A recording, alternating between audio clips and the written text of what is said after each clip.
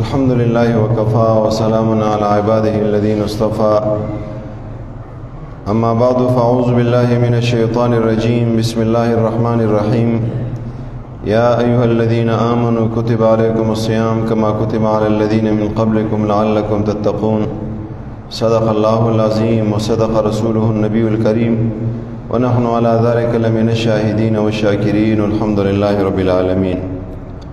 زما د اسلام قابل قدر مسلمانانو ورونو، کعب ابن عجرہ رضی اللہ تعالی عنہ هغه فرمایي نبی علیہ السلام مسجد نبوی ته تشریف راوړلو او صحابه کرامو ته یې فرمایل یو ټول محراب سره منبر سره نږدې راشئ. ټول نږدې راغلل. نبی علیہ السلام منبر ته وختو، اولی پوړی باندې قدم کې خودلو، امین ولستلو، دویمه پوړی باندې قدم څکل کې خودلو، به امین ولستلو، او درېمه پوړی باندې څکل قدم کې خودلو، به امین ولستلو. اغه نه بعد خطبه ورکړه نبی علیہ السلام. خطبه نه څکل رکوع شولو، فارغ شولو. نو موږ صحابه او تاسو کو نبی علیہ السلام نه چې رسول الله تاسو غنن منبر ته خطلې په اولی پوړی باندې، دویمه پوړی باندې، درېمه پوړی باندې داسې طریقې سره کلمات تاسو خوري نه وبسل سمخ کې داسې تاسو نه وکړي. نبی علیہ السلام ورته فرمایل ما ته جبرائیل امین راغلو. جبرائیل امین څخه کلمه په اولی پوړی باندې قدم کې خودو ماته وویل بد دعا وکړه چې هلاک د شي هغه کس رمضان مبارک میاشت ور باندې تیر شي او هغه ته بخنه ونه شي. نو ما ورته امین. دویمه پوړی باندې سما قدم کې خودلو، به بد دعا وکړه چې هلاک د شي هغه کس شیطان اما په غوا خستل شي او بیا پتا باندې درود ونه وای. او دریم پوړی باندې سکل قدم ما کې خودلو، نو به بد دعا وکړه چې هلاک د شي هغه کس چې دا هغه مور او پلار دواړه یا باغی کې یو بډاتوب ته رسیدلې وي او بیا د غمور او پلار دی بچی لره جنت ته داخل نکی. نو ما ورته امین. دا درې په دعاګانې جبرائیل امین کړی دي او ځای مسجد نبوی دا بد دعا جبرائیل امین کوي او امین ور باندې نبی علیہ السلام یې. نو د داسې په دعا د قبلېدو د لګېدلو کې هیڅ شک هم نشته او د درې وړه خبرې نهایت ضروری خبرې دي. رمضان مبارک میاشت په کوم انسان باندې تیر شي او په رمضان کې د تبخنه ونه شي، نو دا ډیره لویه بدبختی ده. الله دغه بدبختی نه مو تاسو ټول وساتلی کی. زما عزتمند رمضان مبارک میاشت او بدی کې روزي دا اهل قبلیږي څخه کله د روزي رعایت د آداب وساتلی شي. همدارنګه روزي سره څه کوم موانع دي، کوم شیانو باندې روزي خرابېږي هغه نه ځان وساتلی شي. غیبت شولو، چغلی شولا، بل مسلمان ته تکلیف ورکول شو، حرام خوري شولا، او ټول نه غټه خبره ده چې بدی کې مو تاسو کې اکثر خلک هغه مبتلا دي خپل خپلوانو سره تعلق کټ کول. دا داسې یو منحوس عمل ده چې خپل خپلوانو سره تعلق کټوي. نو د داسې خلکو د کترحمه کوون کې سړي عمل نه قبليږي. چا چې بل مسلمان سره خبرې بندوي، تعلق ور سره کټوي، د نیک اعمال د سر نم برنه خيږي. چا څخه خپل خپلوانو سره تعلق کټوي هغه اعمال نه قبليږي. تاسو واقعا ما بیان کړی و کې د شي تاسو بزین کی وی نبی علیہ السلام مسجد نبوی کې اعلان وکړو جمع ناستوا امام مجلس کې دا هغه سره نه کینی څنګه خپل خپلوانو سره تعلق کټوي. نو جوانو چت شول لک سات بعد بیا واپس راغلو نبی علیہ السلام ځان سره کینولو اتویلی و چت شولې یا رسول الله تاسو اعلان وکړو چې ما مجلس کې دا هغه سره نه کینی خپل خپلوانو سره تعلق کټوي. تاسو مجلس دا ډېر قیمتي مجلس ده، ما خپل ترور سره تعلق کټو په دې بنیاد باندې مې دې مجلس نه محروم کېږم. اگر که ترور سره ډېر خفه کړم او ما سره ډېر کوشش کړو د جوړولو خو ما نه کوله ور سره. خو یا رسول الله صلی الله علیه وسلم ما دا غخپې ونیولې، مې الله رضا ده پر ما معاف کړه، در سره تعلق جوړوم. ما ترور ډېر پوهه خزه دغه ما ته وې اوس په در سره ما روغه کوله تا نه کوله، اوس ته کوي په څه بنیاد کوي؟ ما نبی علیہ السلام داسې سره مجلس کې نه پرېږدي چې خپل خپلوانو سره تعلق کټوي. ما ته وی زتا ته معافی کوم خو په شرط باندې شرط د عادت نبی علیہ السلام نه بده وجه تاسو کې چې داسې سره خپل مجلس کې تاسو ویل نه پرېږدئ. یا رسول الله ما ته وجه وخه ترور ته بیان کوم چې ما ته مفیو کې تاسو مجلس نه محروم نشم. نبی علیہ السلام فرمایل وکم سړي خپل خپلوانو سره تعلق کټوي دا دومره منحوس عمل ده، دا دومره بد عمل ده چې داسې سړی چې په کوم مجلس کې ناست وي د هغې مجلس والا د یو سړي دعا هم نه قبلیږي. نبی علیہ السلام فرمایل نو ما ځکه اعلان وکړلو زموږ دعا کوو الله ته زارۍ کوو دې دپاره چې الله موږ زارۍ قبولې کړي.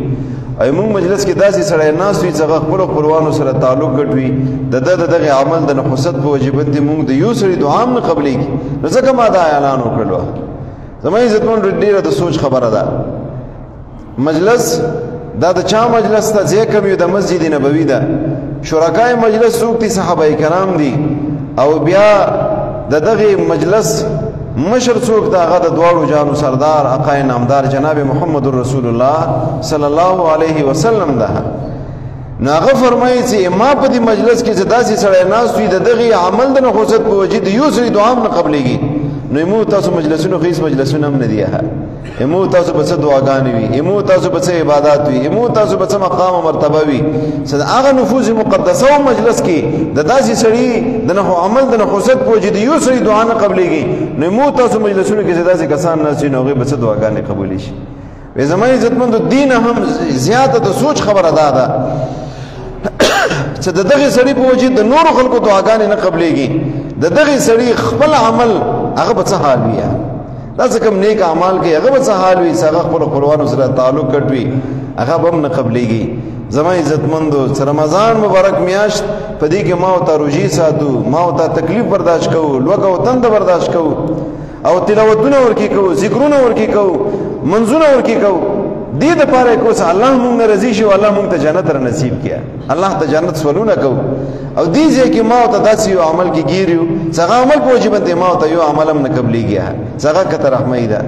دې د وجې نه څوک هم چې په دې عمل کې مبتلا په هر رمضان کې زه دا خبره کوم بلکې په هر ټیم زه هم دا خبره کوم چې خپلو خپلوانو سره تعلق دا جوړ ساتئ. په دې باندې الله تبارک وتعالی ډېر زیات خوشحالېږي. الله ته محبوبه خبره دا ده چې کومه کورنۍ ده د ټوله کورنۍ مینې محبت سره ژوند تېروي. د کوم خاندان ده د خاندان په مینې محبت سره ژوند تېروي.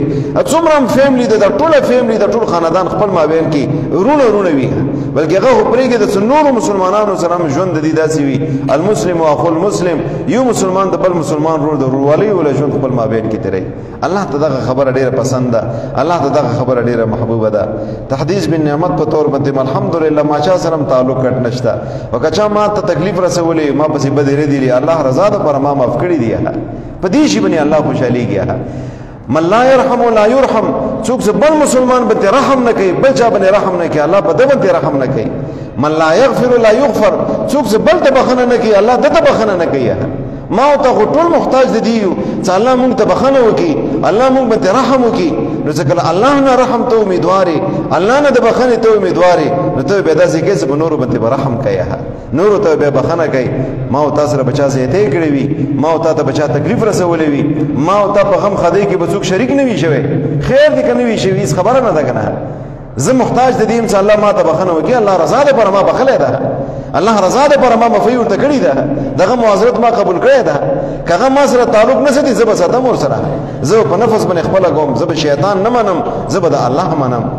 انشاءالله ما ورته ټول به زړه سره مفی کوو که نه کوو یو بل ته به انشاءالله او چا سره تعلق کړ وي تعلق به بحالوو که نه بحالوو. اس برای خدا په ځان باندې رحم وکړئ چا دپاره یې مه کوئ ځان دپاره یې وکړئ. ورور سره د تعلق کټ وي تر تربور سره د تعلق کټ وي بل رشتہ دار سره د تعلق کټ وي. مخکې به داسې اوس ورتلو ولا تکلیف به اوس موبایل د موبایل ورته میلاو کړه که ورتلو ضرورت وي ویر شه ورته میلاو شه په خپله ورسره میلاو شه. تاسو یقین په خدای وکړئ چې په دې باندې عزت زیاتېږي.